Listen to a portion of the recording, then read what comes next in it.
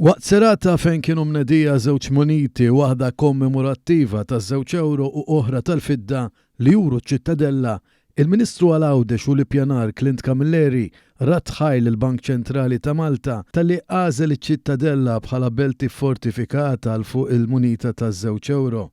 Il-Ministru Camilleri qal li ċ-Ċittadella hija mfittxija ferm minn kull min iżur Għawdex u semma x-xogħol biex iċ-Ċittadella terġa' tikseb il-glorja li jixirqilha. Dal-investiment li sar f'dan il-ġojjel kien ukoll apprezzat mill-Unjoni Ewropea fl-2022 fejn ir-restawr u r-riġenerazzjoni li sar kien rebaħ ir-Reġo Stars Awards. Il-Ministru semma kif qed isir kull sforz biex iċ-Ċittadella tkompli titgawda u ssir aktar rikonoxxuta u dawn iż-żewġ muniti ser ikomplu jollu l-prestiġju ta' din il-belt qadima fil-qalba ta' Għawdex. L-Aġent Gvernatur tal-Bank Ċentrali ta' Malta Alexander De Marco qal li kull sena l-bank joħroġ żewġ muniti kommemorattivi u bħala pajjiż għandna nkunu kburin bil-patrimonju li nħadnu filwaqt li appella biex ikun ippreservat, ikkonservat u moddi lil ta' warajna.